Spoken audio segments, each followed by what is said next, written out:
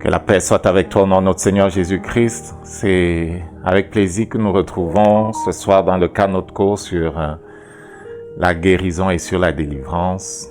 Nous rendons grâce à Dieu qui nous permet d'être là. Père, tu es fidèle. C'est bien de savoir que nos vies sont entre tes mains.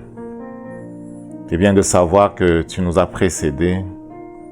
C'est bien de savoir que dans ta parole se trouvent les choses par lesquelles la vie qui est en toi vienne à nous. Nous ne voulons pas les ignorer, Seigneur, nous ne voulons pas les mépriser. Nous ne voulons pas commettre le péché d'Ésaü qui a méprisé son héritage.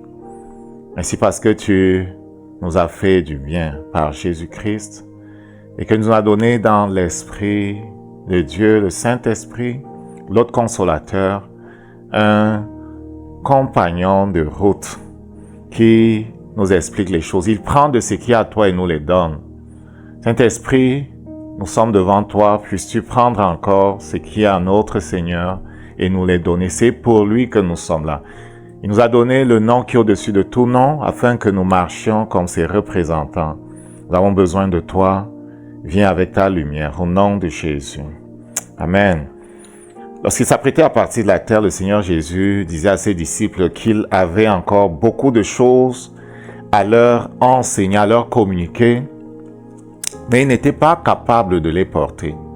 Et pourquoi n'était-il pas capable de les porter? Il n'était pas capable de les porter parce qu'ils n'étaient pas nés de Dieu. Il n'était pas capable de les porter parce qu'ils ont marché sous l'ancienne alliance.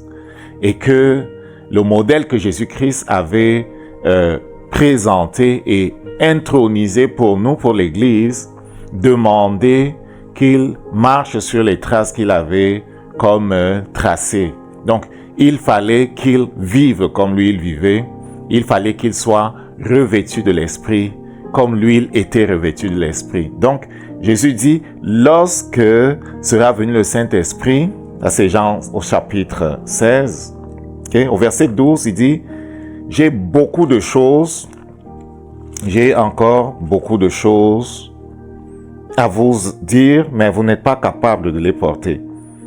Quand sera venu le Consolateur, l'Esprit de vérité, il vous conduira dans toute la vérité. Okay? Il ne parlera pas de lui-même.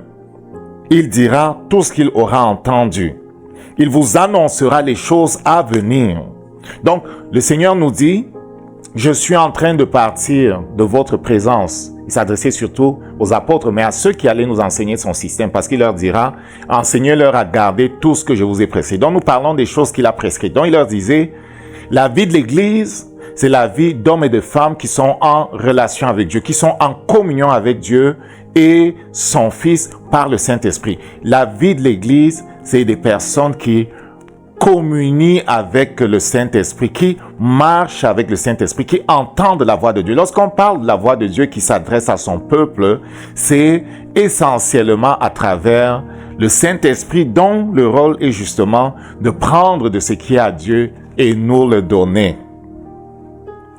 Je mets l'accent sur, dans cette phase introductive, sur le Saint-Esprit, parce que lorsqu'on parle de rêve et de vision et notre destinée, le Saint-Esprit qui est celui qui est sur la terre aujourd'hui et qui agit dans nos vies, est celui à travers qui Dieu travaille en nous. Regarde, il est celui qui prend de ce qui est à Jésus pour nous le donner. Comme c'est dit dans le verset 13, il prend de ce qui est à Jésus pour nous le donner, 13, 14 et suivant. Il est l'Esprit de vérité.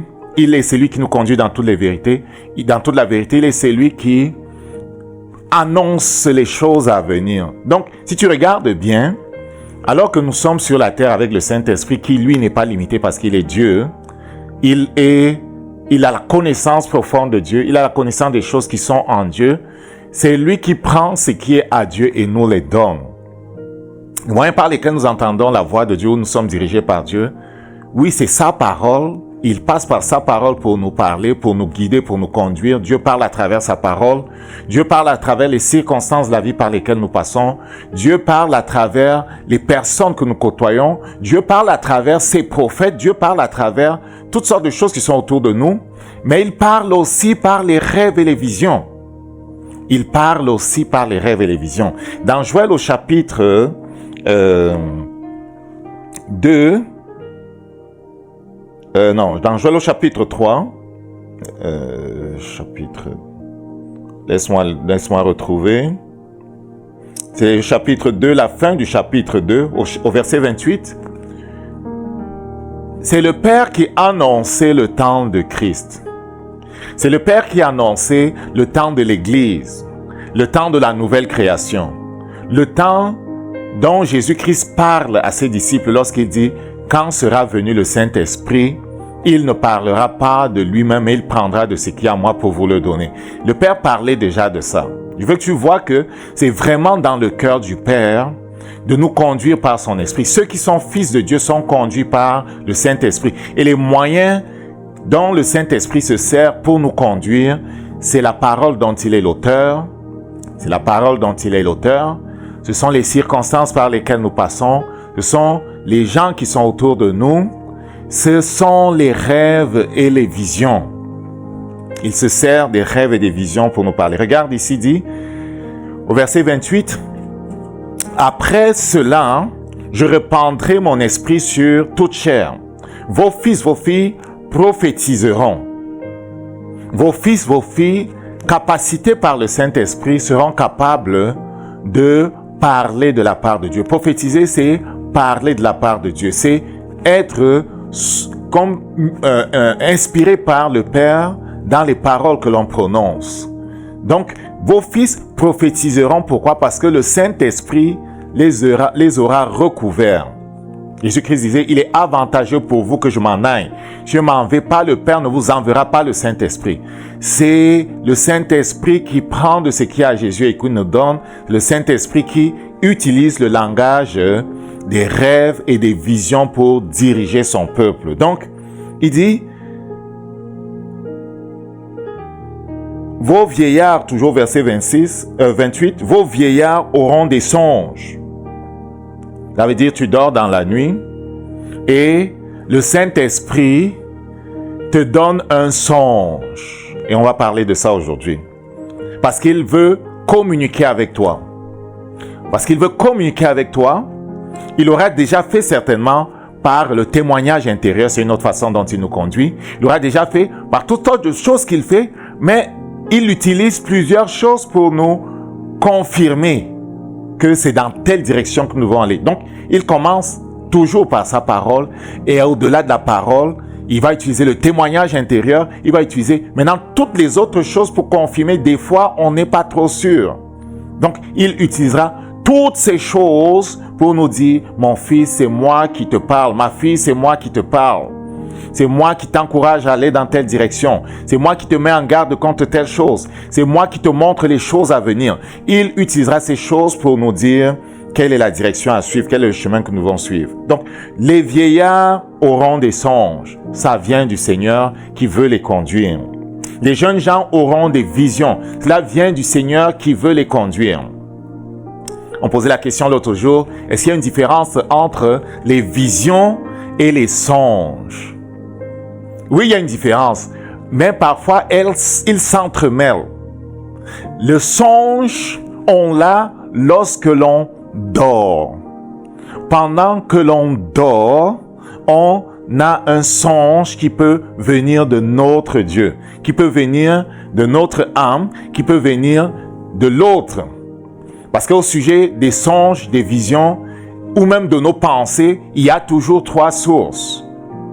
C'est exactement le modèle des pensées qui est suivi par les autres choses. Autant les pensées peuvent venir de moi-même, ou de Dieu, ou du malin qui veut m'induire en erreur, autant les songes et les visions peuvent venir de Dieu, ou de l'ennemi qui veut m'induire en erreur, ou simplement de mon âme qui s'est gavée d'un certain nombre de choses et qui, par un processus que parfois les psychiatres veulent expliquer, m'amène à voir des choses qui ne viennent pas forcément de Dieu, mais qui viennent de ce que je me suis exposé moi-même à certaines choses ou j'ai désiré fortement certaines choses. Donc, certaines choses peuvent être, comme pour les pensées, une production de nous-mêmes. Donc, ce qui est clair ici, il n'était pas en train de parler de ce qui vient de nous. Ici, il parlait de ce qui vient de lui. Donc, les vieillards auront des songes qui viendront de la part de Dieu. Donc, pendant qu'ils seront sur leur couche, en train de dormir, ils vont avoir un songe. Quand Salomon prend le gouvernement après le départ de son père d'Israël, et qu'il s'en va dans ce lieu-là où il offre un sacrifice à l'Éternel, il est dit que pendant qu'il dormait, l'Éternel est venu se révéler à lui. L'Éternel est venu se révéler à lui pendant qu'il était en train de dormir. L'Éternel lui a posé la question de savoir que qu'est-ce que tu veux que je te donne? Ok? Il était en train de dormir et il a fait un songe. Est-ce que tu comprends? Il a fait un songe et pendant qu'il était dans son songe, une vision est venue. Et l'Éternel s'est mis à parler avec lui. Donc, tu vas être dans un songe et ça va parfois s'entremêler avec une vision qui est comme Dieu qui entre qui fait comme une irruption dans ton songe et qui te montre des images. Parce que les visions, c'est toujours des images. Il te fait défiler des images. Et l'image en question, c'est un message. Et parfois, Dieu est en train de parler avec toi pendant que ça se passe. Et pour Salomon, le songe n'était pas vraiment un songe. C'est Dieu qui venait le rencontrer pour parler avec lui. Exactement comme Dieu est venu en songe parler à Joseph qui craignait de prendre pour épouse Marie. Donc, pendant qu'il était sur sa couche en train de dormir, le Seigneur fait irruption si tu veux, dans ses rêves, dans son songe, pour parler avec lui. Et l'ange qui lui parle de la part de Dieu, cela se passe exactement au moment où il voit la chose. Donc, parfois le songe et les visions vont comme se mettre ensemble. Mais il y a des visions qui se font pendant qu'on n'est pas en train de dormir. Ce sont des visions diurnes.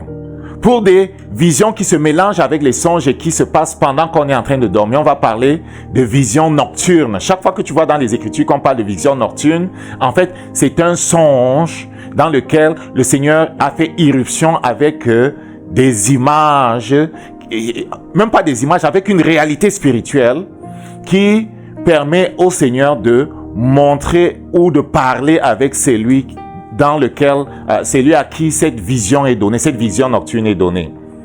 Pour les visions qui sont pendant qu'on est en plein jour, la parole de Dieu nous montre plusieurs exemples. Un des exemples notables est celui que l'on trouve dans Actes au chapitre 10. Lorsque Corneille, qui avait vu les anges venir lui parler, parce que Corneille aussi a une vision, c'était 15 heures, il offrait le sacrifice et Dieu envoie vers lui un ange qui lui parle. Il n'était pas en train de dormir, donc il a une vision. Il a une vision. Ok, regarde. Vers la 9e heure, c'est le verset 3 de Actes au chapitre 10. Vers la 3e heure du jour, il vit clairement dans une vision un ange de Dieu qui entra chez lui et qui lui dit « Corneille ». Donc, pendant que c'était l'heure de la prière et qu'il était chez lui, l'ange est entré chez lui. Il y a une partie dans les Écritures, l'apôtre Paul qui encourage l'Église à exercer l'hospitalité, leur dit que quelques-uns parmi vous ont reçu sans le savoir des anges. Parfois les anges prennent la forme humaine et marchent dans la rue, viennent frapper aux portes, entrent en interaction avec les gens. Donc il a vu un ange entrer chez lui et se mettre à lui parler. Pendant qu'il avait les regards fixés sur lui et qu'il était saisi d'effroi, répondit « Qu'est-ce, Seigneur ?» Et l'ange lui dit « Tes prières ont été exaucées. » Donc, l'ange, il a une vision et tu vas remarquer qu'à ce moment-là, Dieu lui permet de ne pas avoir une vision qui fait que le naturel s'estompe totalement. Mais il voit maintenant le monde spirituel, parce que l'ange vient du monde spirituel. Sauf que il n'entre pas dans une extase. Quand tu entres dans l'extase, ce qui est autour de toi s'efface. Et c'est comme si tu es dans une sorte de demi-sommeil. Et c'est ce que Pierre va avoir. Ok? Les choses qui sont autour de toi s'effacent et tu pénètres dans une réalité qui est celle du monde spirituel totalement. Mais pour ce qui est de Corneille, il voit l'ange qui pénètre. Donc il voit, si tu veux, le monde spirituel, mais il voit aussi le monde naturel. Donc il a une vision qu'on peut dire ouverte. Un peu comme celle que l'apôtre Paul a sur le chemin de Damas, où il était sur son cheval et il voit le Seigneur et il sait qu'il est en train de voyager. Il voit le Seigneur, il a une vision qu'on dit ouverte. Ok? Donc, la vision, lorsqu'elle est de cette nature-là, elle est en plein jour. C'est une vision qu'on peut dire diurne, qui peut être ouverte ou bien qui peut être un peu comme du style de ce que l'apôtre Pierre aura plus loin. Parce que lorsque Pierre, le lendemain, comme il était en route et qu'il approchait de la ville, Pierre monta sur le toit vers la 6e heure pour prier. Il eut faim, il voulut manger et il tomba en extase. Pendant qu'il est en train de prier, il tombe en extase. Cela veut dire, c'est comme si les choses s'effacent du naturel et il voit maintenant seulement l'environnement dans lequel Dieu le fait pénétrer, où Dieu fait pénétrer son esprit et Dieu efface les autres choses. Donc tu entres en extase. Lorsque tu entres en extase, ceux qui sont autour de toi vont avoir l'impression que tu es en transe. On va souvent dire que quelqu'un est entré en transe. Souvent dans les autres religions ou bien dans le vaudou, on va faire des incantations pour que quelqu'un qui est comme un portail dimensionnel ou quelqu'un qui est comme quelqu'un à travers qui les esprits vont parler, va comme entrer dans un état dit second. La personne qui entre dans un état second, je ne sais pas si l'exemple il est bon là, entre dans une place où, l'exemple il n'est pas très bon, entre dans une place où les esprits vont parler à travers lui. Souvent, il n'est même pas conscient de ce qui se passe. L'exemple n'est pas bon. Pour ce qui est de Pierre, il garde ses capacités de voir dans le monde spirituel et Dieu qui pilote les choses décide de ce que Pierre va voir. Mais il ne voit plus ce qui est autour de lui. Il voit seulement ce que Dieu va voir. Si les gens regardent Pierre, si les gens parlent à Pierre, Pierre risque de ne même plus les écouter. Parce que Dieu l'a comme coupé du naturel pour l'introduire dans cette affaire-là, ce qu'on appelle extase. Donc l'extase est différent de la transe, mais là où ça se ressemble, c'est que la personne n'est plus sensible à ce qui est autour de lui. Donc, le Saint-Esprit est venu, étant annoncé par Dieu, comme devant nous amener dans une interaction avec le monde spirituel, avec le royaume de Dieu. C'est ça que je veux poser comme préalable avant qu'on aille dans l'interprétation. Pourquoi c'est important? On l'a dit la dernière fois. Et si tu n'as pas écouté le dernier enseignement, je t'encourage de retourner l'écouter parce qu'on parle de ce que les rêves, les visions ont un impact avec notre destinée. Dieu est celui qui fait un travail en nous et tous ceux avec qui il a fonctionné avaient une connaissance claire de qui était Dieu, ils avaient une connaissance claire de qui ils étaient. Il est impossible pour l'homme d'accomplir les desseins de Dieu s'il ne connaît pas pourquoi il marche sur la terre, s'il ne connaît pas ce qui est écrit de lui dans le ciel, s'il ne connaît pas pourquoi Dieu l'a envoyé et qui il est. C'est à travers les rêves et les visions que Dieu révèle qui nous sommes. Pour ce qui est de la marche de la justice, on peut lire les Écritures et découvrir ce que c'est que la justice. Pour ce qui est de la rédemption, on peut lire les Écritures et découvrir ce que c'est que la rédemption. Mais pour ce qui est de ton identité, c'est à travers les rêves et les visions que Dieu va te révéler ton identité. Il vient, il trouve Abraham et il parle à Abraham, quitte ta nation, quitte ton pays et va dans la terre que je vais te montrer. C'est dans un songe que cette interaction que nous avons décrite dans Genèse au chapitre 12 se passe. L'Éternel dit à Abraham, va-t'en de ton pays, de ta patrie, de ta nation, et je ferai de toi. Ça se passe dans un songe. Dieu vient lui parler. Et les autres chapitres vont montrer que plein de choses que Abraham avait comme interaction avec Dieu se passaient pendant qu'il était dans un songe. Dieu venait lui parler exactement comme Dieu est venu parler en songe à Salomon. Mais Genèse au chapitre 18, c'est pas un songe. Genèse au chapitre 18, où il voit l'Éternel venir à lui accompagné des anges jusqu'à ce qu'il demande de s'asseoir parce qu'on va tuer le veau pour lui donner. Sarah prépare et lui donne. Ce n'est pas un songe. C'est une vision ouverte. Il voit les anges de Dieu qui viennent et qui parlent avec lui. Il parle avec les anges de Dieu. Et de la même façon, quand on voit Gédéon dans Genèse au chapitre 6, qui est visité par les anges, c'est une vision ouverte. Ce n'est pas un songe. Mais tu peux voir que ce soit vision ouverte, que ce soit songe, cela prend l'un ou l'autre pour que ta destinée te soit révélée. Gédéon a pu comprendre qui il était parce que Dieu est venu lui dire clairement qui il était. Ce n'était pas en étudiant les Écritures qu'il a découvert qui il était. Il ne dit pas qu'on ne peut pas, en étudiant les Écritures, découvrir qui on est. Mais Dieu va comme ajouter cette chose-là qui a la puissance de nous pousser parce que ça allume une sorte de feu en nous. C'est lui qui a vu une vision de la part de Dieu est capable de continuer d'avancer lorsque toutes les autres choses semblent dire non. Parce qu'il a vu quelque chose, il a entendu quelque chose. Il y a comme en lui quelque chose qui le pousse en avant. Voilà pourquoi les rêves, les visions sont puissants. C'est le langage du Saint-Esprit.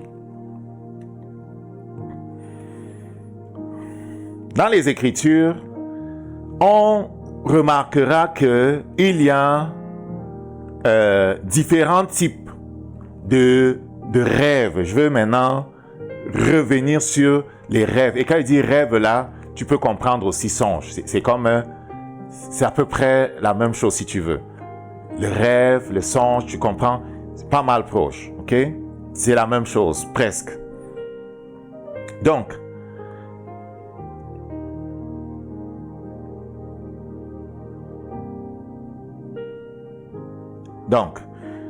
pourquoi c'est important de s'arrêter sur les types de rêves et de visions qui existent dans les Écritures, les types de songes qui existent?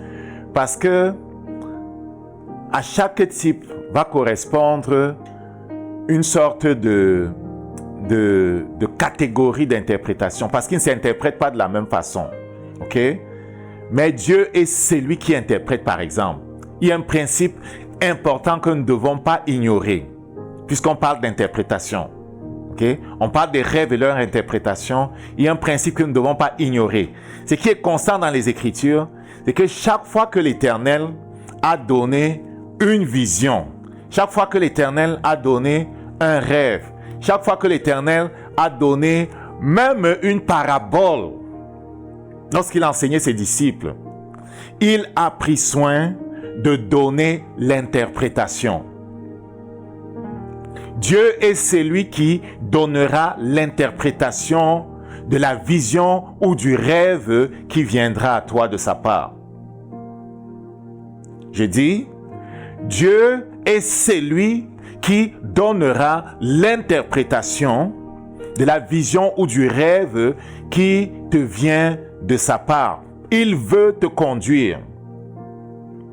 Il est le Dieu qui a dit, les choses cachées appartiennent à l'Éternel. Ça, c'est Deutéronome 21, verset 21. Mais il dit, les choses révélées sont pour nous. Si tu ne t'attends pas à ce que Dieu te donne le sens des choses qu'il te montre, tu vas te bloquer. Si tu ne t'attends pas à ce que Dieu te donne le sens des choses qu'il te montre, tu vas te fermer. C'est important que tu t'attendes à ce que Dieu t'explique, même les Écritures. C'est le même principe. Le Seigneur est celui qui nous explique les Écritures. Le Seigneur est celui qui nous explique les prophéties compliquées des Écritures. Le Seigneur est celui qui va nous expliquer Ésaïe 38, 39, 37, 38, 38, 39, pardon, Ézéchiel 38, 39. Il est celui qui va nous expliquer Apocalypse. Il est celui qui va nous expliquer les prophéties qui sont compliquées. Et il y en a des compliquées là, je te dis. Donc, on va s'attendre à ce qu'il les explique. Et il va se servir, ou ce qui est des Écritures, de sa parole pour expliquer. Il va prendre un ici pour expliquer là-bas, ainsi de suite. Il faut que tu t'attendes à ce qu'il t'explique les visions, les rêves. Deutéronome 29, verset 29. Les choses cachées sont à l'Éternel, notre Dieu. Les choses révélées sont à nous et à nos enfants, à perpétuité, afin que nous mettions en pratique toutes les paroles de cette loi. Dieu veut te conduire.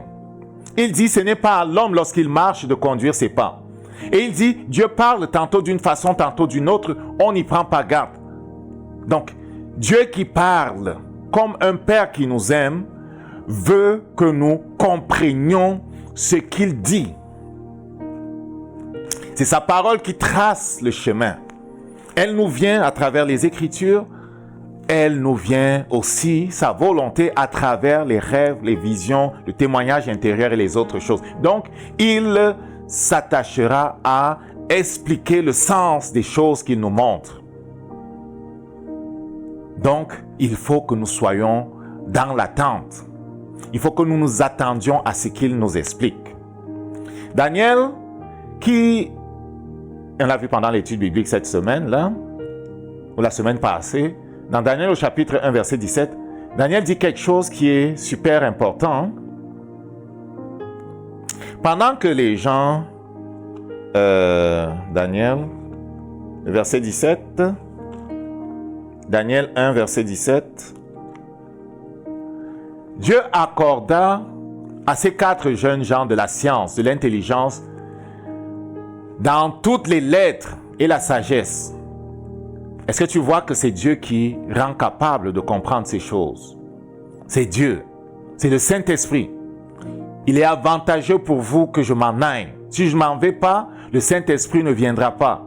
Lorsque sera venu le Saint-Esprit, l'Esprit de vérité, il vous enseignera toutes choses. Dieu accorda à ceux qui le représentaient dans le royaume de Babylone la science, ça veut dire la connaissance, l'intelligence,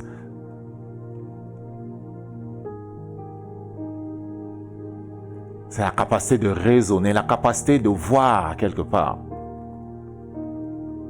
Dans toutes les lettres, la sagesse, c'est le côté pratique de ce qu'on a vu. Il dit, Daniel expliquait toutes les visions et tous les songes. Et Daniel va leur dire que c'est Dieu qui le fait. Daniel va leur dire que c'est Dieu qui le fait. Donc,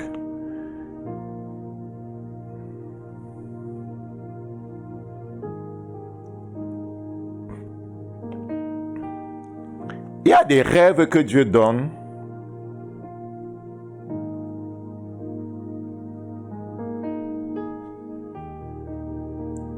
parce qu'il veut indiquer une direction.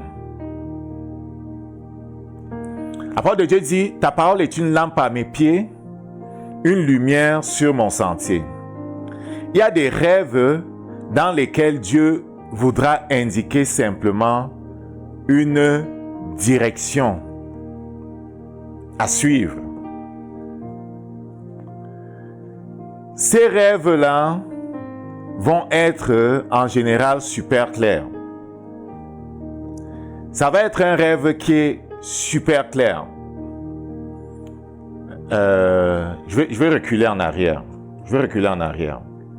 Sur les types de rêves, il y a des rêves qui sont, c'est-à-dire qui sont nets. Il n'y a pas besoin d'interprétation.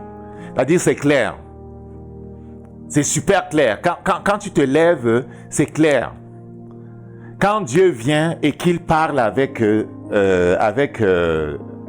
Abraham, quand il vient et qu'il parle avec Salomon, quand Dieu vient et qu'il parle avec Joseph, le père de Jésus, c'était super clair ce qu'il fallait faire. Parce que Dieu vient et parle directement. Ce n'est même pas un rêve. Dieu passe un message directement. Il dit à Joseph, n'aie pas peur de prendre pour femme Marie. L'enfant qu'elle porte vient du ciel, si tu veux. L'enfant qu'elle porte est l'accomplissement de la promesse. Il vient plus tard. Joseph, des gens cherchent à mettre la fin à la vie de cet enfant-là. Lève-toi, va en Égypte. 2 ans plus tard, environ 2 ans plus tard, Joseph, ceux qui en voulaient à l'enfant sont morts. Retourne en Israël. Donc, il vient avec un message clair.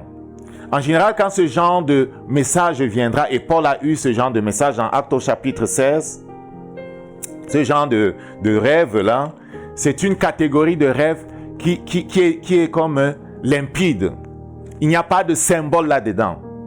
Il y a des rêves symboliques, il y a des rêves qui n'ont pas de symbole. Il y a 2 grandes catégories. Des rêves qui n'ont pas de symbole auront un message qui est direct, qui est clair, qui est net. Parfois, c'est un dialogue que quelqu'un a eu avec Dieu, comme Salomon a eu un dialogue avec Dieu, comme Abraham a eu un dialogue avec Dieu, comme Joseph a eu des instructions claires de la part de Dieu. Et comme dans Actes au chapitre 16, Paul aussi aura une sorte de message clair de la part de Dieu. Sauf que là, il apparaît un petit symbole. Il apparaît un petit symbole, mais c'est très net. Donc, dans la catégorie des rêves où il y a des symboles, il y a des symboles aussi qui sont très faciles d'interpréter. Par contre, il y a d'autres symboles qui sont beaucoup plus compliqués à interpréter. Donc, il y a des rêves qui n'ont pas de symbole du tout. Le message, il est direct. Le message, il est clair. Il y a des rêves qui sont symboliques. Et dans la catégorie des rêves symboliques, il y a des symboles qui sont simples. Parce que c'est presque direct aussi. Il y a des symboles qui sont plus compliqués. Dans la catégorie des symboles simples, on va prendre Actes au chapitre 16 avec l'apôtre Paul. C'est au cours de son 2e voyage missionnaire, l'apôtre Paul, étant parti d'Antioche qui était sa base, passe dans la Galatie et se retrouve au niveau de l'Asie mineure. Et quand tu regardes la courbe de l'itinéraire de son voyage, il avait l'intention de monter un peu plus haut dans l'Asie. Mais il est comme empêché par le Saint-Esprit de monter plus haut. Donc, le Saint-Esprit les empêche d'aller plus haut. Plutôt que de raconter, petit, il faut lire simplement. Ok?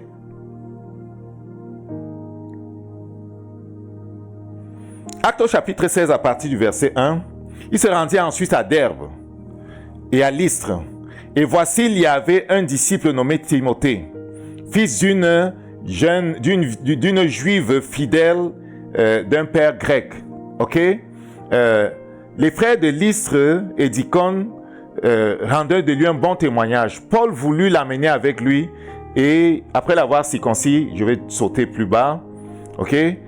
En passant par les villes, il rencontrait les frères. Il recommandait aux frères d'observer les décisions des apôtres et des anciens de Jérusalem. Verset 5. Les églises se fortifiaient dans la foi et augmentaient en nombre de jour en jour. Ayant été empêchés, regarde, ayant été empêchés par le Saint-Esprit d'annoncer la parole en Asie, il était au niveau de l'Asie mineure, ayant été empêchés d'annoncer la parole en Asie, ils traversèrent la Phrygie. Ils vont à l'ouest. Ils vont à l'ouest et dans le pays de la Galatie. Arrivés dans la Mytie, ils décidèrent d'entrer en Bithynie. Mais l'Esprit de Jésus ne le leur permit pas. Non, l'Esprit de Dieu ne leur permet pas. Il franchit la Mytie et regarde au verset 9. Pendant la nuit, Paul eut une vision. Paul eut une vision pendant la nuit. Quand on dit que Paul eut une vision pendant la nuit, là, c'est qu'il dormait. C'est une vision nocturne. Il dormait et il fait un rêve. Et Dieu vient lui parler, lui donner un message à travers des images qui disent quelque chose. Il est en train de dormir sur sa couche. Dieu vient lui donner dans son rêve des images qui sont un message. Et quelle est l'image que Dieu lui donne, que la vision que Dieu lui donne pendant qu'il est en train de dormir?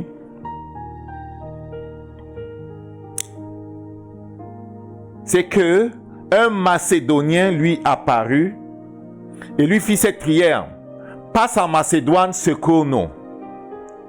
Donc, quelqu'un qui est de la Macédoine lui apparaît en rêve et lui dit, viens-t'en chez nous. On a besoin de toi. Ça, c'est le Québécois, là, ok? Viens-t'en chez nous, on a besoin de toi. Donc, quand il se réveille, regarde ce qu'il dit. Après cette vision de Paul, nous cherchâmes, Luc qui écrit était avec lui, nous cherchâmes aussitôt à nous rendre en Macédoine, concluant que le Seigneur nous appelait à y annoncer la bonne nouvelle. Et ils avaient raison. Donc, c'est symbolique, sauf que c'est presque clair. Ou si tu veux, je ne vais pas dire que c'est presque clair. Parce que le monsieur qui est un Macédonien, parce qu'ils le reconnaissent comme un Macédonien, dit, s'il te plaît, viens chez nous. Ils sont en train de voyager pour évangéliser. Et l'apôtre Paul aimait bien aller là où l'évangile n'était pas encore arrivé. Romains au chapitre 15 nous montre que c'était vraiment ça, parce qu'il dit qu'il a déjà évangélisé partout, il n'y a même plus de place pour évangéliser. Il espère aller à Rome. Donc, il aimait aller évangéliser. Donc, quand en rêve, quelqu'un lui apparaît, il lui dit, viens chez nous, viens nous secourir. Eux qui avaient l'habitude d'être conduits par le Saint-Esprit, qui avaient la connaissance des rêves et des visions, par le Saint-Esprit qui les conduit, qui les avait empêchés d'aller à gauche et à droite, conclut que le Saint-Esprit qui les empêchait d'aller à gauche et à droite veut qu'ils s'en aillent, qu'ils aillent en Macédoine. En général, lorsque le Père est venu me parler dans un songe, pendant que j'étais dans le songe, le Saint-Esprit m'a donné la compréhension de ce que je voyais. Voici comment cela marche. Lorsque tu fais un rêve, c'est important que tu fasses attention à ce qui se passe dans le rêve. C'est important que tu fasses attention à l'atmosphère qu'il y a dans le rêve, à ton ressenti pendant que tu es dans le rêve. Toutes ces choses-là participent des éléments pour interpréter ce qui se passe. Si dans le rêve, il y a de la peur, dans le rêve, il y a quelque chose de menaçant, cela veut dire que ce n'est pas quelque chose qui est un encouragement, tu comprends? C'est pas quelque chose qui est là pour t'aider. C'est comme quelque chose qui est là pour te peut-être mettre en garde, ou cela révèle quelque chose qui est menaçant du point de vue de quelque chose qui menace ta vie. Et le Saint-Esprit va se servir de nos émotions pendant qu'on est dans le rêve pour nous aider à comprendre ce qui se passe. Et très souvent, comme il est celui qui donne le message, il va nous l'interpréter. Dans le monde spirituel, on sait. En général, on sait. On n'a pas besoin d'apprendre, on sait. On n'a même pas besoin d'ouvrir la bouche, on sait simplement. Pourquoi? Parce que l'information circule rapidement. Donc, tu devras faire attention à tes émotions. Tu devras faire attention, oui, aux couleurs, oui, à l'atmosphère et au ressenti et à tout ça là. Tu dois faire attention aussi à ce que le Saint-Esprit donne comme témoignage. Le témoignage intérieur, c'est comme ce sentiment qui monte de notre esprit et qui s'incline ou d'un tel côté ou d'un tel côté. Et la paix qui va avec. Donc eux, ils avaient reçu dans leur esprit le témoignage de l'Esprit de Dieu que oui, c'est moi qui vous appelle à aller à Éphèse, à aller à Macédoine. Macédoine. Amen. D'autres rêves symboliques sont beaucoup plus compliqués. L'interprétation ne sera pas directe, mais le Saint-Esprit qui donne le rêve donnera aussi l'interprétation. Quand il dit qu'elle ne sera pas directe, je veux dire, si quelqu'un s'emmène à toi avec ce genre de rêve-là, ce ne sera pas souvent direct. Surtout que quand on parle d'interprétation, il y a quelque chose qu'on a remarqué aussi, c'est que Dieu vraiment parle aux gens en fonction de là où ils se trouvent. Et donc, certains symboles ne voudront forcément pas dire la même chose à tout le monde. Dans le domaine de la communication, c'est vraiment la place où nous sommes qui détermine le sens que nous donnons aux images que nous voyons. Ça ne sera pas toujours le même sens pour tout le monde. S'il y a un certain nombre de symboles qui gardent de façon générique un même sens, il faut faire attention de faire la différence là où elle s'applique. Dans certaines situations, l'interprétation sera vraiment liée à la personne parce que Dieu est attaché au fait que nous sommes uniques. Nous vivons des choses spéciales et il viendra nous parler en fonction de notre unicité et des choses spéciales que nous vivons. Et j'en veux pour preuve le témoignage du frère qui parlait de ces gens qu'on était en train d'enseigner. Ça se passe aux États-Unis dans le ministère de la prophétie. On avait fait avancer un certain nombre de jeunes hommes pour qu'ils pratiquent ce qu'ils avaient reçu. Savoir être capable de recevoir de Dieu ces genres de visions que l'on reçoit sans avoir besoin de fermer les yeux. Ces visions viennent sous forme d'image. Une image qui vient en nous. Ok? On n'a pas besoin de fermer les yeux. Je parle de vision et de rêve parce que les principes d'interprétation sont vraiment les mêmes. C'est le même Saint-Esprit qui donne le rêve, qui va donner la vision et qui va les interpréter de la même façon. C'est lui qui les interprète. Dans ce cas-là, c'est une vision. Quelqu'un a reçu l'image d'une sorte de bonbon d'une couleur particulière.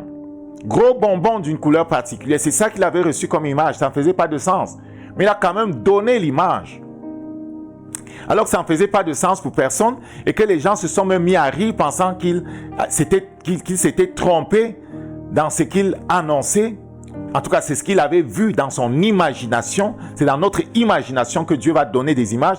C'est dans notre imagination sanctifiée que la vision en plein jour viendra, que la vision que nous pouvons même en tant que personnes qui connaissons Dieu initier ou recevoir de sa part viendra. C'est dans notre imagination. C'est pour ça que l'imagination est super importante. Quand on parle de vision, on parlera aussi d'imagination sanctifiée. Et quand on dit imagination, là, c'est pas que tu es allé inventer maintenant des choses parce qu'il y a des fausses visions, tu comprends? Quelqu'un imagine des choses qui montent de son cœur. Non, c'est pas ça.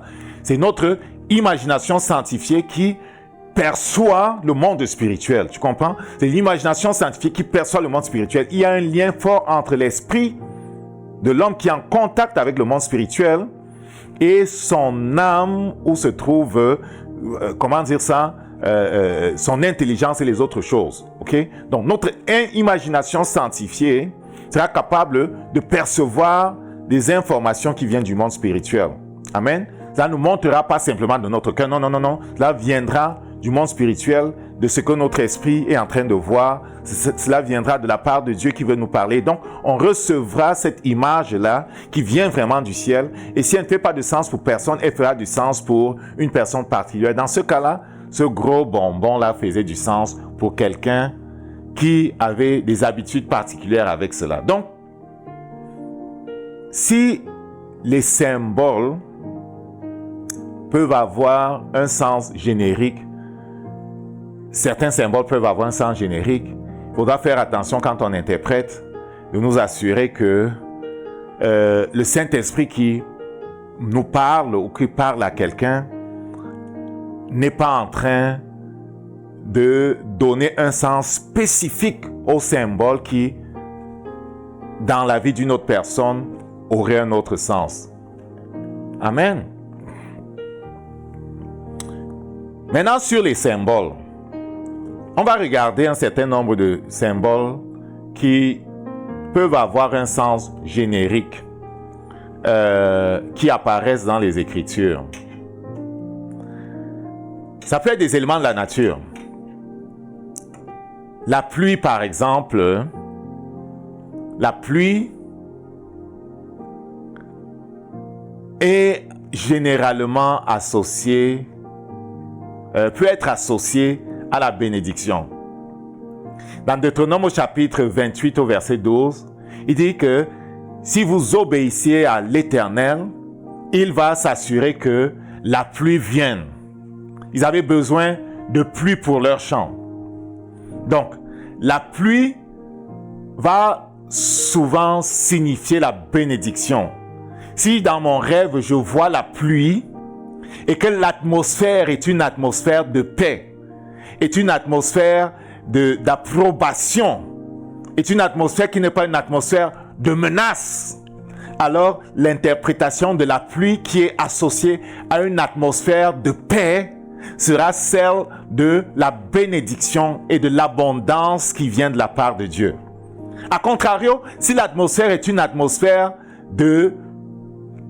menaçante, la pluie devra être interprétée cette fois-là comme un jugement, comme la destruction. Parce que dans Genèse au chapitre 7, au verset 4, le Seigneur a utilisé la pluie abondante pour juger la terre. Le déluge était une pluie incessante qui était venue du ciel parce qu'il avait ouvert les écluses des cieux et fait tomber sur la terre une pluie qui était une pluie de jugement.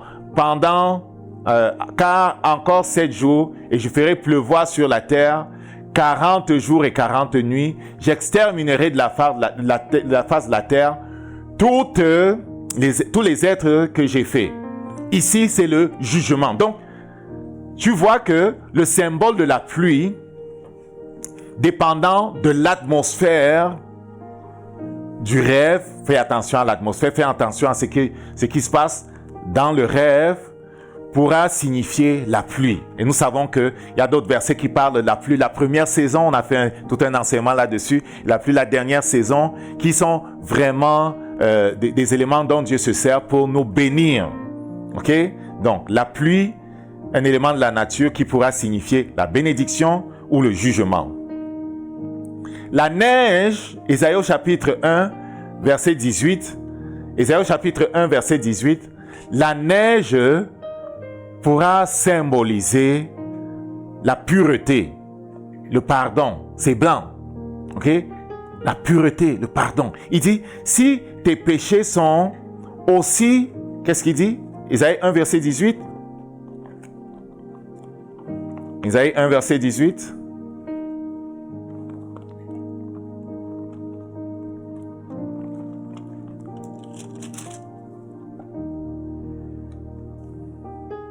Il dit, venez plaidons, dit l'Éternel, si vos péchés sont comme du cramoisi, ils deviendront blancs comme neige. Ils deviendront blancs comme neige. Donc, la neige, avec, comme j'ai dit, l'atmosphère, le ressenti, pourrait signifier la pureté, la purification qui vient de la part de Dieu. Cela pourrait signifier le pardon, le lavage, la transformation d'un état impur vers un état pur. Un autre élément qu'on peut voir de la nature dans les écrits, dans les rêves, c'est des rivières, la rivière, le fleuve. Dépendamment aussi de l'atmosphère, parce qu'il faut faire attention à tous les autres éléments, ok,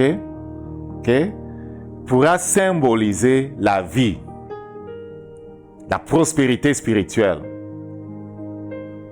Dans le Psaume 1, verset 3, en parlant du juste, il dit qu'il est comme un arbre planté auprès des eaux. Son feuillage est toujours vert.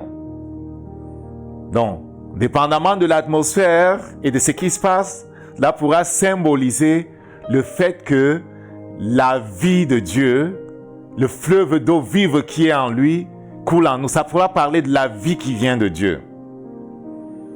Dépendamment du contexte aussi, cela pourra signifier la destruction. Tu comprends exactement comme la pluie plus haut. Cela pourra signifier la destruction.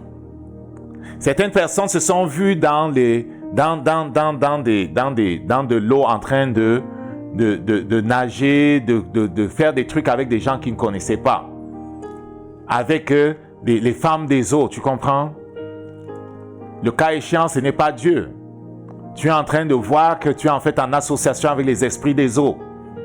Tu te retrouves continuellement dans les eaux, continuellement dans les eaux ou en dessous des eaux, en train de vivre des cérémonies. Tu es plutôt en train de voir ce qui se passe dans le monde des ténèbres avec ton esprit. Donc ce n'est pas la bénédiction, c'est la révélation de ce que, à ton insu, il y a des choses qui se sont faites peut-être contre ton gré et qui te condamnent par le royaume des eaux. Donc, le Saint-Esprit qui interprète les rêves te donnera de savoir qu'est-ce qui se passe. De la même façon que l'interprétation des Écritures là, devient de plus en plus facile lorsqu'on a une intimité avec Dieu, la même chose se produit pour les rêves et les visions. C'est notre intimité avec Dieu, c'est notre relation avec Dieu qui va rendre l'interprétation des rêves facile. C'est lui qui est proche de Dieu, c'est lui qui a le cœur pur, c'est lui qui vit, en amoureux de Jésus, verra le Saint-Esprit décoder facilement n'importe quel rêve qui viendra. Parce qu'il est intime avec Dieu. Il est dans la présence de Dieu. Il voit les choses. Il n'y a pas de choses qui s'opposent à sa communion avec Dieu. Donc, je n'ai pas beaucoup insisté là-dessus, mais c'est important. Notre capacité de voir dépend de est-ce que nous vivons dans la pureté ou pas. Notre capacité de voir dépendra de combien nous sommes proches de notre Seigneur. N'arrête pas de t'approcher de son trône. N'arrête pas de développer ta relation avec lui. N'arrête pas de te sanctifier. En le faisant, tu purifies ton cœur. En le faisant, tu purifies ton âme. En le faisant, tu sanctifies même ton esprit. Tu te places dans cet endroit où il n'y aura pas de bruit, où il n'y aura pas de confusion. Tu te places dans cet endroit où la communication avec le ciel sera claire et nette. Par contre, le péché coupe la communion avec Dieu. Le roi Saül, à la veille de la bataille contre les Philistins, parce qu'il avait péché contre Dieu qui s'était retiré de lui, n'était plus capable de voir. Avant, il voyait des rêves. Il n'était plus capable de voir. Lorsqu'il s'en va voir cette sorcière d'Endor, il se plaint de ce que Dieu ne lui parle plus, ni par les prophètes, ni par les rêves, ni par les visions. Pourquoi? Parce que Dieu lui parlait avant par ces moyens-là. Avant, c'était quand? Avant que l'Esprit de Dieu ne se retire. Avant qu'il ne se rebelle contre Dieu. Avant que la communion avec Dieu ne soit coupée. J'ai ouvert une parenthèse pour te dire de la part de Dieu, mais à cœur, en première place, en priorité, ta communion avec Dieu. Priorise la marche dans la sainteté. Ne néglige pas les choses que le Saint-Esprit te montre lorsqu'il te dit enlève ceci, enlève cela. Le ceci et le cela qui te demande d'enlever sont des choses qui brouillent la communication avec Dieu. Lorsque le prophète Élie était en train d'être enlevé de la terre et qu'il marchait avec Élisée, dans 2 Rois chapitre 2, plusieurs des fils de prophètes qui venaient à eux demander à Élisée, est-ce que tu sais que c'est aujourd'hui que Yahvé va enlever ton maître au-dessus de ta tête? Comment ces gens-là avaient su ça? Ils avaient su ça parce que pour ceux qui vivent dans la sanctification, Dieu prend plaisir à leur faire savoir les choses qui vont venir. Il n'y a pas de choses qui vont arriver sur la terre et surprendre les chrétiens.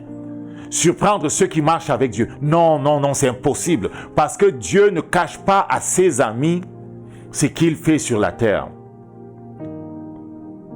Dieu révélera encore dans ces temps qui sont les derniers, les choses qui sont sur le point de se produire. Ceux qui sont surpris sont ceux qui ne marchent pas dans l'intimité avec Dieu. Les fils de prophètes avaient appris à se sanctifier. Les fils de prophètes avaient appris à faire la différence entre ce qui est sacré et ce qui est impur. Les fils de prophètes qui avaient appris à se sanctifier, qui avaient appris les façons de Dieu, avaient entendu le message que Dieu diffusait. Dieu diffuse des messages aujourd'hui encore. Dieu diffuse des messages aujourd'hui encore. Des messages pour toi, des messages pour ta famille, des messages pour ta nation, des messages pour le monde. C'est ceux qui, comme ces fils de prophètes-là, se seront sanctifiés, se seront mis à part. C'est ceux qui vivront en dehors du brouillard, qui connaîtront leur Dieu, qui seront capables de percevoir ce que Dieu dit. Je prie que tu sois de ceux-là. Le but de tout ceci, c'est de nous amener dans cette place-là. En termes d'éléments de la nature comme symbole, il y a des étoiles, les étoiles filantes. C'est quoi une étoile filante? Une étoile filante, je les ai souvent vues, on les voit souvent, les étoiles qui tombent du ciel. Là, tu vas les voir entrer dans la stratosphère. Et quand elles entrent dans la stratosphère, là, il y a comme un trait de lumière qui les suit, parce qu'elles entrent de façon fulgurante. Ok? Elles entrent de façon fulgurante et, comment dire ça, la résistance de l'air au moment où elles entrent dans notre atmosphère fait que ça laisse une traînée de lumière. Et on parle d'étoiles filantes. Il y a comme une traînée de lumière. Donc, si dans un rêve, il t'est donné de voir une étoile filante, donc c'est comme elle est tombée du ciel, tu comprends? Elle est tombée du ciel. Apocalypse, qu'est-ce qu'il dit? Tu es tombé du ciel, étoile. Toi qui étais comme auprès de Dieu, tu es tombé du ciel. Quand tu vois une étoile en rêve qui peut naître, le monde est en train de tomber, il se peut que ce soit l'annonciation de la chute de quelqu'un qui était élevé en autorité. Il se peut que ce soit l'annonciation de quelqu'un qui était élevé. Satan est tombé du ciel, ok? Il est tombé du ciel. Apocalypse 8, verset 10. Est-ce que c'est bon celui-là? Je pensais que c'était Apocalypse 12. Apocalypse 8, verset 10. Le troisième ange sonna la trompette et il tomba du ciel une grande étoile ardente, comme un flambeau, et elle tomba sur le tiers des fleuves et sur les sources des eaux. Le nom de l'étoile s'appelait Absinthe. Okay? Dans l'Apocalypse, certaines choses qui tombaient sous forme d'étoiles, en fait, c'était des entités qui venaient sur la terre pour faire un travail. Donc, mais j'aime plutôt Apocalypse au chapitre 12, où on parle de Satan qui est tombé du ciel. Et ailleurs, on l'appelle comme le porteur de lumière, Lucifer, le porteur de lumière qui est tombé du ciel. Donc, si tu as un songe dans lequel tu vois une étoile qui tombe, une étoile filante, donc elle tombe, c'est peut-être l'annonciation d'un leader qui est en train d'être abaissé par notre Seigneur. Le Saint-Esprit te donnera l'explication, la confirmation. Les éclairs, les tonnerres dans les rêves peuvent symboliser la voix de Dieu, puissante et divine, parce que les Écritures disent que lorsqu'il est descendu sur la montagne, Exode au chapitre 19, sa voix était comme la voix du tonnerre. La voix de Dieu, pour tous ceux qui ont entendu la voix de Dieu là, apparemment, c'est une voix qui est comme un tonnerre, ça résonne super fort. Super fort. La voix du Saint-Esprit est plutôt douce, mais la voix de Dieu lorsqu'il parle, apparemment ça résonne super fort et c'est comme si ça vient de partout. Ok? Donc, si tu entends un tonnerre dans un rêve, c'est peut-être la voix de Dieu, c'est peut-être la puissance de Dieu anyway, qui est en train d'être manifestée. L'atmosphère, comme encore j'ai dit dans le rêve, te permettra de faire la distinction entre le jugement, parce que le tonnerre c'est aussi le jugement, ou si c'est Dieu qui est en train de parler pour dire quelque chose. Parfois on a vu des animaux dans les rêves comme symbole. L'aigle pourrait signifier avec Ésaïe 40 verset 31, c'est lui qui sont confiants à l'Éternel renouvelle ses forces, il prend l'envol comme un aigle, il court, il ne se fatigue pas, il marche, il ne lâche point, ok? Il prend l'envol comme un aigle. L'aigle c'est le roi du ciel. Et l'aigle c'est comme une des 4 caractéristiques de Dieu. Okay? L'aigle est l'oiseau qui monte le plus haut que tous les autres. Le plus haut que tous les autres. Il symbolise vraiment, comment dire ça? La royauté, c'est le Seigneur du ciel. Il symbolise la puissance. Parce que c'est le maître du ciel. Il symbolise aussi la capacité de voir loin. La vision de l'aigle est super extraordinaire. À une distance super élevée dans le ciel, il peut aller comme les avions là, à 33 000 pieds, à 15 000 pieds. L'aigle est capable de voir sa proie sur le sol.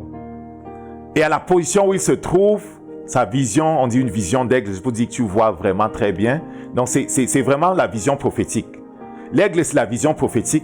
L'aigle, c'est le symbole de la puissance. L'aigle, c'est le symbole de l'élévation spirituelle. Donc, quand nous voyons ça, dépendamment, comme j'ai dit aussi, de l'atmosphère, du témoignage du Saint-Esprit, cela voudra parler de ces choses-là. Le loup est le symbole de l'ennemi déguisé. Le loup là, c'est pas le bon là, ok? Le loup, c'est parfois les faux prophètes, les faux docteurs, ceux qui viennent pour manger les brebis. Matthieu 7 au verset 15. Les loups, c'est pas bon. L'atmosphère aussi va nous renseigner sur la suite des choses. En général, c'est menaçant, c'est pas bon. Ça veut dire que peut-être notre vie est menacée. Peut-être on se trouve dans une place où celui qui dit être homme de Dieu, celui sous qui on s'est placé, n'est vraiment pas de Dieu. Il est là pour manger les brebis au lieu de les nourrir de la part de Dieu. Donc, le loup, c'est l'image du dévoreur, c'est l'image du faux prophète, c'est l'ennemi déguisé. L'ennemi déguisé. Le chien symbolise l'impureté. Le chien symbolise l'impureté. Dans Philippiens chapitre 3, verset 2, qu'est-ce qu'il dit?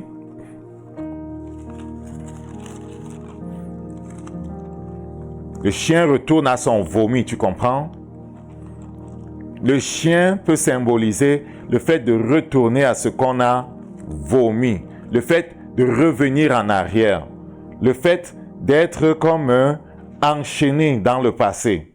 Okay? Revenir en arrière, revenir aux choses qu'on a rejetées. Ça peut vraiment symboliser l'annonciation de l'esprit de rétrogradation. C'est ça, l'esprit rétrograde. Excuse-moi là, l'un des deux là, tu comprends le sens. Donc, prenez garde aux chiens. Prenez garde aux mauvais ouvriers. Prenez garde aux faux circoncis. Les chiens venaient pour ramener le peuple de Dieu dans les choses qu'ils avaient abandonnées. Les chiens venaient pour ramener le peuple de Dieu à la justification par les œuvres. Les chiens venaient pour ramener le peuple de Dieu dans ce qu'ils avaient vomi. Satan va souvent utiliser un esprit de chien pour ramener les gens en arrière. Il y a vraiment un esprit de chien. C'est un esprit rétrograde. Il va ramener les gens en arrière. Donc, lorsque tu vois dans une vision cet animal-là, il se peut que le Seigneur soit en train de te mettre en garde, dépendamment encore de ce qui se passe dans le rêve-là, de mettre en garde contre cet esprit rétrograde. Peut-être s'applique à toi, ou s'applique à ton église, ou s'applique, je ne sais pas, à qui, à ta nation, je ne sais pas. Le contexte va l'expliquer, le Saint-Esprit va l'expliquer. Souvent, la symbolique générale du chien, c'est l'esprit rétrograde. Le poisson, avec Matthieu 4, 19, je ferai de vous des pêcheurs d'hommes, peut symboliser l'évangélisation, les âmes qu'il faut aller chercher. Okay? Le lion de la tribu de Juda peut symboliser la force, peut symboliser la royauté. Le contexte aussi va nous aider à comprendre. Parce que 1 Pierre 5, verset 8 dit que Satan se déguise en... pas qu'il se déguise, nous dit que Satan rôde comme un lion rugissant, cherchant qu'il va dévorer. Donc, pour le lion, puisque c'est une image qui s'applique à notre Seigneur, qui est le roi, okay, qui est plus fort que tous, c'est le contexte et le ressenti qui va dire s'il est en train de nous mettre en garde contre celui que révèle 1 Pierre 5, verset 8, Satan qui vient comme un lion rugissant, cherchant qui va dévorer, ou si c'est la manifestation de la royauté de notre Seigneur. L'âne est le symbole de l'humilité, du service. Zacharie 9, 9 dit que le Seigneur vient à son peuple monter sur un âne. C'était le symbole de ce que le roi venait à son peuple dans la paix. Le cheval, c'était venir pour la guerre, venir en contestataire, L'âne, c'est « je viens en paix ». Quand le roi visitait ses sujets montés sur un âne, le message qu'il leur passait, c'était « je viens en paix ». Ok? L'âne, c'est vraiment le symbole de l'humilité, de la paix, ok? Du service. La grenouille, c'est un esprit impur. Le serpent aussi, c'est pas bon là. Ok? Donc, on va pas tous les faire là, c'était juste des exemples. La grenouille, c'est un esprit impur. Ok? Apocalypse 16, verset 13, parle de ce que ces faux prophètes là avaient de grenouilles dans leur bouche. C'est un esprit impur. Ok? Il se peut que le Seigneur nous mette en garde contre un esprit impur. C'est Apocalypse 16, verset 13. Apocalypse 16, verset 13. Donc c'est un esprit impur. Et quand on regarde l'Égypte, cela peut être aussi le symbole du jugement de Dieu, tu comprends? Il a fait paraître les grenouilles de partout là pour juger l'Égypte. Et pour les Égyptiens, la grenouille, c'était en fait un de leurs dieux. Ok? Donc, la grenouille retient que c'est un esprit impur. C'est l'idolâtrie, c'est un esprit impur. Parfois, on va avoir des choses qui sont comme des outils, comme une clé. Ok? Si tu vois une clé, il se peut que le Seigneur soit en train de te dire qu'il te donne la clé pour ouvrir une porte. Il te donne l'accès à quelque chose qui était fermé jusque-là. Il est en train d'ouvrir quelque chose qui était resté fermé. Il te donne l'autorité peut-être sur quelque chose, parce que c'est aussi ça la clé. Parce que comme la clé ouvre des portes, ça te donne l'autorité, ça te donne l'accès à quelque chose, tu comprends? Donc, avec Matthieu 16, verset 19, il parle de la clé. Ok? Il parle de la clé. Il parle de la clé. Il tient la clé du séjour des morts. Tu comprends? Il a la clé dans ses mains. Je te donnerai la clé. Il parle à Pierre qui représente l'Église. Je te donnerai les clés du royaume des cieux. Ce que tu liras sur la terre, tu vois l'autorité. Ce que tu liras sur la terre, il donne les clés. Puis il dit ce que tu liras, ce que tu délieras. Tu comprends? Donc la clé, ça représente l'autorité spirituelle. La clé représente l'accès à des choses qui autrefois étaient fermées. Ok? L'atmosphère te donnera la suite des choses ou confirmera ce que je dis. La balance symbolise la justice. Dans les Écritures, la balance symbolise la justice. C'est aussi un symbole qui parle du jugement. Dans Daniel 5, verset 27, il est question d'une balance. Cela symbolise la justice. Daniel 5, verset 27. La balance.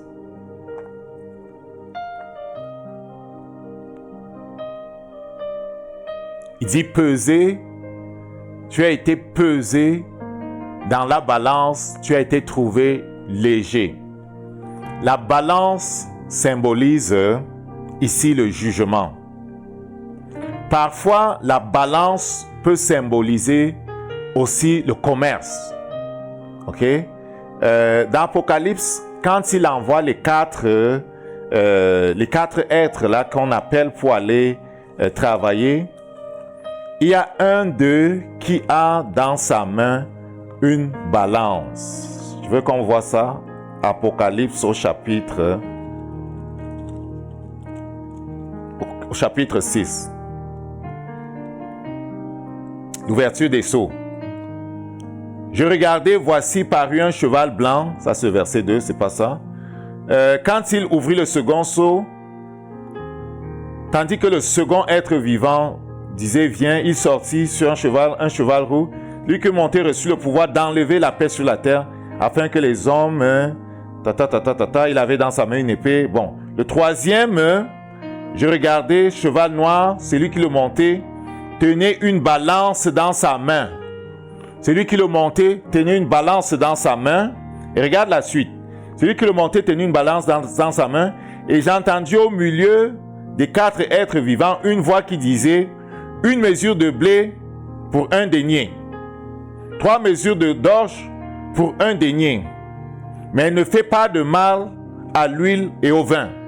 Tu comprends que ce troisième être-là sort pour aller agresser l'économie, agresser le commerce.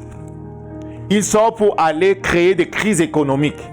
Il sort pour aller attaquer les choses par lesquelles les hommes vivent. L'économie, les finances, créer les crises économiques, créer du désordre pour ce qui est des choses que nous vendons et achetons. Oui, il exerce le jugement de Dieu, mais c'est assez spécifique ici. La balance représente les activités commerciales. Ok? Donc, cela peut symboliser le jugement, c'est que ça symbolise très souvent, mais ici, particulièrement, le contexte nous permet de voir. Tu as vu le contexte, n'est-ce pas? Tu as vu l'importance du contexte. Le contexte aussi dans le rêve que le Seigneur va te donner, où il apparaît une balance, va te permettre de comprendre comme ici, là, que, oh, oui, c'est un jugement, mais avec la précision que le jugement est sur l'économie, le jugement est sur les finances, le jugement est sur les transactions que les hommes font avec les choses qu'ils achètent et qu'ils vendent, qu'ils pèsent pour vendre et acheter. Tu comprends? Il y a une précision qui est donnée avec le contexte.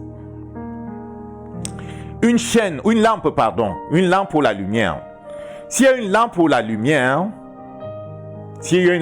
lumière, dans le rêve, cela peut représenter la parole de Dieu. Cela peut représenter la révélation qui vient de Dieu. Dans le psaume 119, verset 105, si je ne me trompe pas, ta lumière, ta parole est une... C'est ça? Attends. Psaume 119, verset 105. Qu'est-ce que c'est ça qui dit ta lumière est une lampe à mes pieds? Une lumière sur mon sentier? Peut-être pas.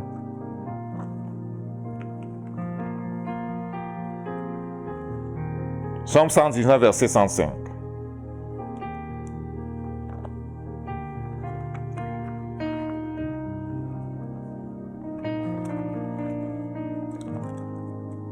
Ta parole est une lampe à mes pieds, une lumière sur mon sentier. Donc, si tu vois une lampe, si tu vois la lumière, il se peut que cela fasse référence à la parole de Dieu.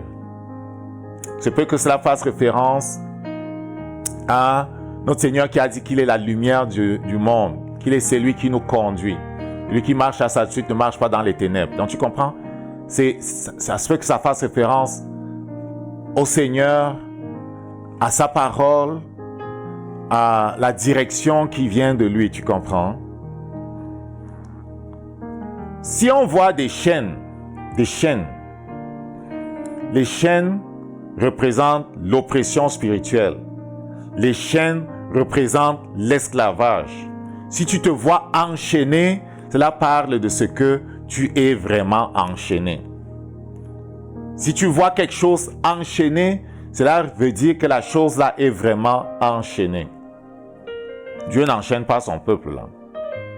Donc si tu vois un coffre enchaîné, c'est que ce que représente ton coffre là, si ce sont tes finances, si c'est un coffre de trésors, ça veut dire que Satan a enchaîné tes trésors, ton coffre, ton argent, peut-être ta vie, ou je ne sais pas, la chose que tu vois enchaîner, ta nation, ta ville, ce sur quoi tu vois la chaîne, la chose est enchaînée.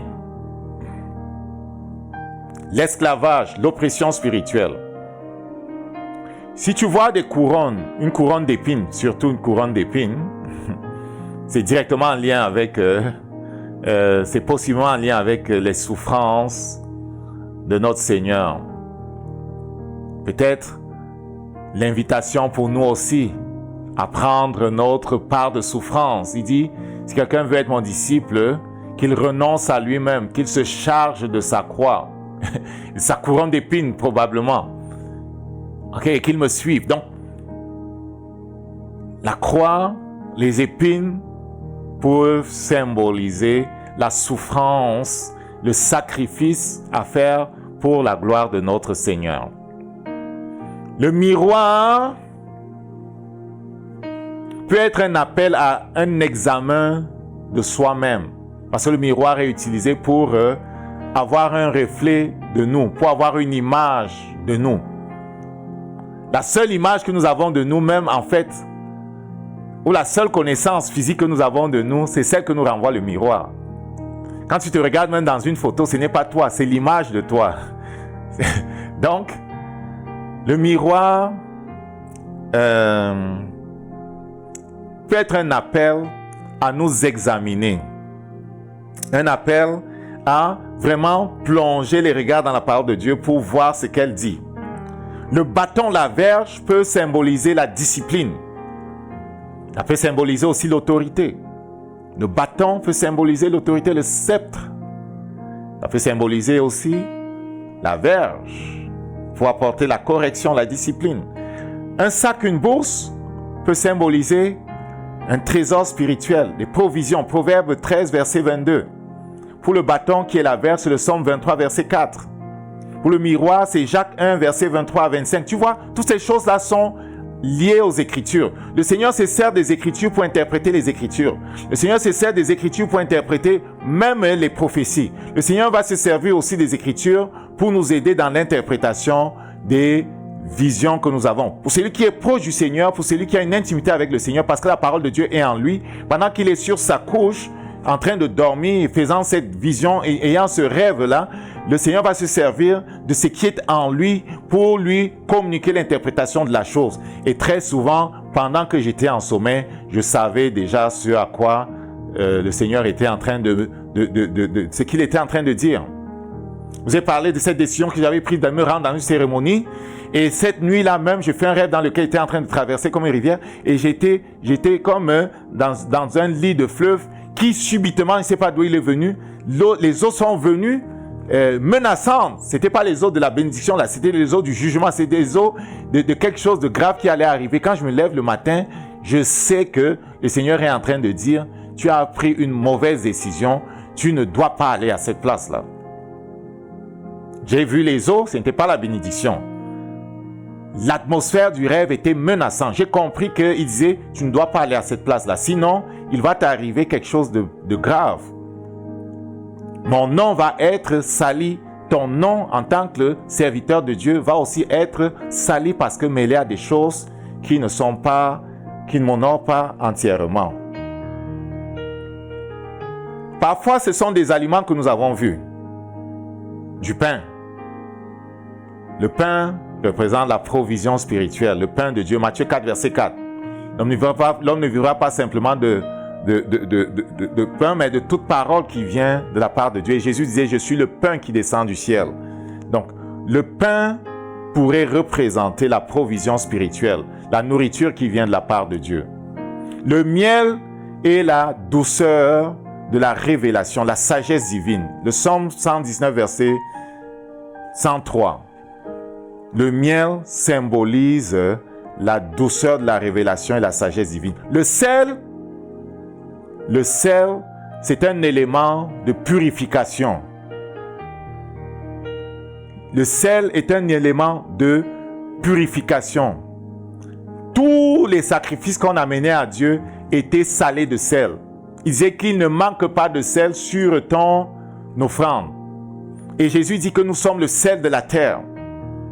Nous sommes le sel de la terre. Le sel était mis sur les choses pour les conserver. Même encore aujourd'hui, le sel est un élément conservateur. Donc, le sel empêche l'impureté d'avancer. Le sel est le symbole de l'influence spirituelle. Vous êtes le sel de la terre.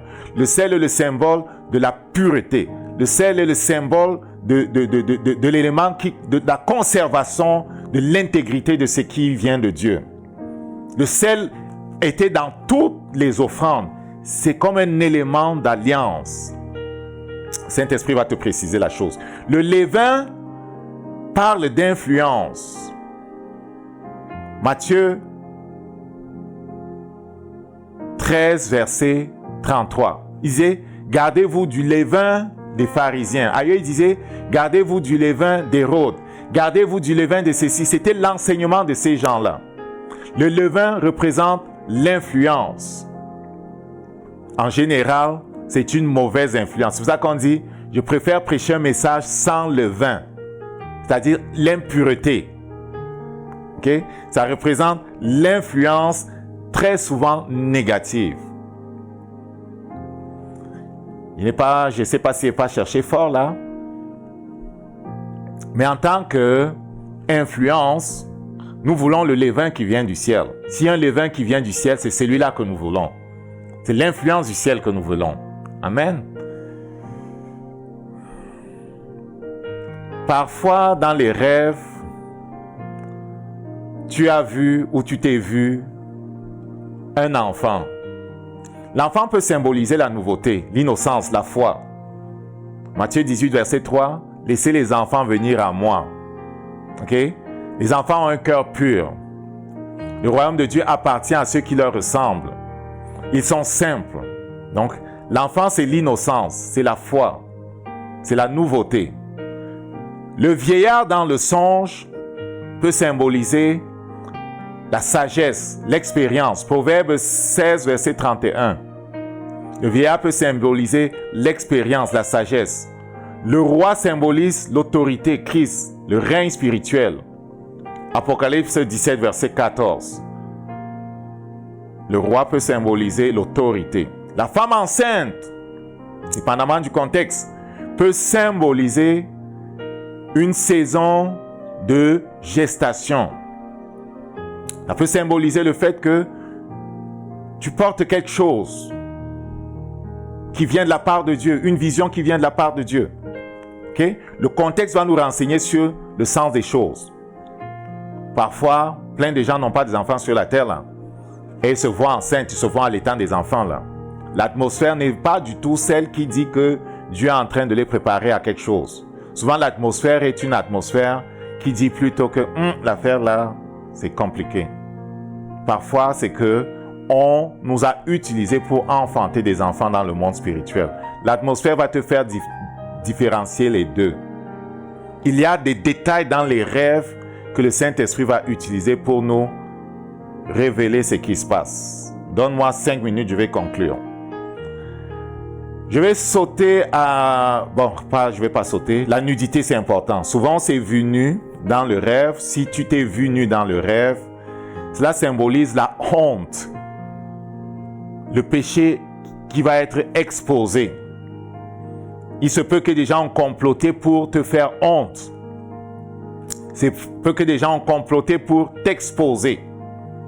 Si tu vis dans le péché et que le Seigneur t'a parlé de te repentir et que tu ne le fais pas, il se peut que le Seigneur soit sur le point de t'exposer, d'amener à la lumière la chose qui est cachée. Donc, la nudité, c'est en général le fait que tu es sur le point d'être exposé, d'être humilié.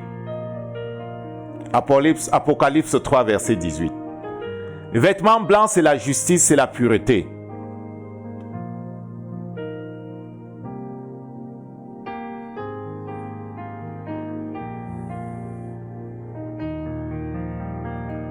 Parfois là,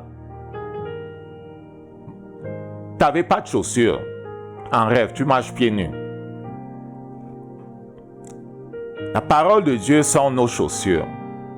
On n'est pas supposé de marcher pieds nus. Quand on s'est retrouvé pieds nus dans les Écritures, le fait d'être pieds nus là, c'est que tu es fragile. La puissance qui vient de la parole de Dieu, tu ne l'as pas. Tu es humilié. En général, on faisait marcher pieds nus et on rasait même la barbe de ceux qu'on avait attrapés. Et quand on les avait dominés là, on les faisait marcher pieds nus, on les humiliait. Donc, c'est pas loin de l'affaire de marcher nus, pieds nus là. Sauf que comme nous voyons que la parole de Dieu, c'est ça qu'on doit avoir, les chaussures à nos pieds, c'est le symbole que tu es léger. Tu n'es pas solide dans la parole. Et à cause de cela, on va t'humilier. On va te faire perdre des choses. Le contexte de ce que tu vois va t'aider à comprendre ce qui se passe. Amen. Il y a beaucoup de choses qu'on aurait pu explorer. On va s'arrêter là pour conclure. Si tu vois une tour, c'est le symbole de la sécurité en Dieu et du refuge. La prison, c'est le lieu de captivité. La caverne, c'est la réclusion, la peur. Un temple, c'est la présence de Dieu. Le mur, ça peut représenter la protection, la séparation. Amen. Le pont peut signifier que tu passes dans une autre saison. On va s'arrêter là. En résumé, Les rêves et les visions sont le langage du Saint-Esprit. L'accomplissement des desseins de Dieu dans nos vies dépend de notre capacité d'entendre la voix de Dieu. Il nous parle premièrement par sa parole. Il parle par le témoignage intérieur. Il parle par les personnes que nous côtoyons. Il parle à travers les circonstances par lesquelles nous passons. Il parle aussi à travers les prophètes. Il parle à travers les rêves et les visions. Dans tous ces cas-là, Dieu est celui qui interprète la parole qu'il nous donne. Lorsqu'elle vient de façon directe et pas codée, le message est clair. Par contre, lorsqu'elle est symbolique, un peu comme celle de ceux qui sont allés voir Joseph, écoute là, c'était compliqué. Vous ne pouvez pas interpréter ça facilement. Celui qui envoie le message va l'interpréter. Ça, c'est un principe que tu dois savoir. Les symboles, Dieu va les expliquer. Et en général, Dieu va t'expliquer à toi le message qu'il te donne. Si tu vis dans l'intimité avec Dieu, dans la communion avec Dieu, tu sauras ce que Dieu était en train de te dire. Le symbole là, il va te donner l'explication. Exactement comme il fait avec les prophéties que nous voyons quand il donnait les prophéties à Daniel, quand il donnait les prophéties à Jean, quand il donnait les prophéties à tous ces gens-là, il leur donnait l'explication de la chose. Dieu donnera l'explication de la chose. Si tu n'arrives pas tout seul, tu as le droit de demander à des frères de t'aider. Mais normalement, tu devras être au bout d'un certain temps capable de recevoir directement de Dieu l'interprétation de ton rêve. Surtout comme on a précisé que les symboles qui peuvent avoir un sens générique là, ne l'ont pas forcément dans certaines situations. Certains symboles voudront dire quelque chose pour toi dans la situation où tu te trouves.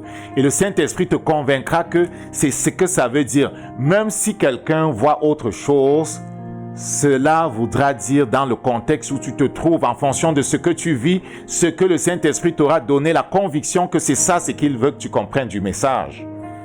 Et d'autres choses qui viendront après confirmeront que c'est ça. Qu'est-ce qu'on va faire? On va aller à l'école du Saint-Esprit. On va développer notre relation avec lui. On va s'approcher de lui afin qu'il nous aide. Donc, ce message est la suite d'un autre message. Si tu ne l'as pas écouté, retourne l'écouter. Amen. Et alors que tu cherches sincèrement à comprendre ces choses-là, le Seigneur vient à toi. Lève-toi, je vais prier avec toi. Père, c'est toi qui veux nous rendre capables de connaître les choses qui viennent de toi. Je prie que tu rendes mon frère, ma sœur capable d'entendre ta voix. Tu as dit, mes brebis entendent ma voix. Il n'y a pas de père qui, voulant enseigner ses enfants, qui voulant conduire ses enfants, leur parle dans une langue qu'ils ne comprennent pas. Il s'efforce toujours de s'exprimer d'une façon simple, de parler dans un niveau de langage qui est compréhensible à son enfant, à son bébé, qui dépend de là où il se trouve, qui dépend de sa capacité de recevoir. Et nous te savons plus attentionnés que nos parents naturels, que ceux avec qui nous fonctionnons à tous les jours. Merci, tu viens trouver chacun là où il se trouve. Tu descends au niveau de chacun pour lui parler dans un langage qu'il est capable de recevoir. Et donc, les rêves et les visions qui viennent de ta part, nous savons que tu les interpréteras pour nous. Merci de faire que nous nous élevions à la stature parfaite de Christ, pour être capable, Seigneur, de comprendre des choses plus élevées, de porter des choses plus grandes. Tu disais à tes disciples, j'ai encore beaucoup de choses à vous donner, mais vous n'êtes pas capable de les porter. C'est le Saint-Esprit qui nous rend capable de les porter. Seigneur, rends-nous capables de porter ces choses qui sont de plus en plus compliquées. Nous savons que tu fais de grandes choses dans ces temps qui sont les derniers. Tu as fait la promesse que ton Église ne sera pas prise de court, elle ne sera pas surprise. Seigneur, fais-nous connaître ce qui se passe dans le monde, fais-nous connaître ce qui se passe autour de nous, fais-nous connaître ce qui se passe dans la vie de ceux que nous côtoyons, afin que, élevés comme Joseph l'était dans la cour du roi Nebuchadnezzar et des autres rois qui ont suivi, nous puissions parler en ton nom dans la vie de ceux qui nous entourent et même dans les nations. Merci pour le ministère que tu nous donnes. Tu es fidèle, que ton nom soit sanctifié au nom de Jésus. Amen. Que la paix soit avec toi au nom de Jésus. Nous allons nous retrouver dimanche, amen, demain à partir de 10h. Si tu es à Montréal, n'hésite pas à nous visiter sur 86-27 de la rue Hochelaga. La louange extraordinaire, le Seigneur nous parle à travers la louange. Il fait des choses extraordinaires, amen. On est ouvert à la parole qui vient à travers la prophétie et toutes les façons dont Dieu se sert pour parler à son Église. Viens, tu vas voir, c'est extraordinaire. Amen. La parole aussi est extraordinaire. Il nous bénit chaque jour. On est une église où on veut voir chacun s'élever à la dimension de Christ, entrer dans son appel, être établi à sa place. Si tu cherches une place où grandir comme disciple de Christ, viens ici. Nous travaillons à produire des disciples à la fin des temps. Amen. Que Dieu te fasse du bien. Si tu regardes sur Amazon, on a un certain nombre de livres qui sont disponibles. Si tu cherches avec Yves Jiki, là, Yves Jiki, tu vas trouver un certain nombre de livres qui sont disponibles. Façonné par Jésus, c'est un canevas de méditation extraordinaire pour apprendre à connaître Dieu. C'est l'intimité avec Dieu qui nous rend capable d'interpréter les choses. L'intimité avec Dieu qui va t'établir. Façonné par Jésus va t'aider. Si tu ne l'as pas encore, je te le recommande. Ils sont nés de Dieu parle de notre identité. C'est ce que nous connaissons de nous-mêmes qui détermine jusqu'où nous allons aller. C'est ce que nous pensons qui détermine qui nous serons. L'homme est ce qu'il pense. Ils sont nés de Dieu va t'amener dans la place où tu vas comprendre que tu es de la même nature que Dieu, que tu es un seul esprit avec Dieu, que tu es tel qu'il le dit, fils du Très-Haut. Il va très loin. Souvent, on a même peur de les prononcer, ces paroles. Il dit, j'avais dit, vous êtes des dieux. Il dit que nous sommes de la classe de Dieu. Nous sommes de la catégorie de Dieu, de ceux qui créent, de ceux qui transforment les choses, de ceux qui influencent par la parole qui sort de notre bouche. Amen. C'est un livre extraordinaire qui va t'amener beaucoup plus loin. Amen. Il y a celui-ci qui, en 21 étapes, va développer ton intimité avec Dieu. Celui-ci va développer ton intimité avec Dieu. Amen. En 21 étapes, va établir ton intimité avec Dieu. Que Dieu te bénisse, qu'il te fasse du bien. Retrouvons-nous dans 2 semaines où nous aurons le plaisir encore de plonger nos regards dans la parole de Dieu. Il est fidèle. Sois béni au nom de Jésus. Mets un pouce sur ce contenu si ça t'a fait du bien et partage-le. Partage-le dans tous tes réseaux là. Et Dieu va faire son œuvre dans la vie de plusieurs. Sois béni au nom de Jésus. Amen.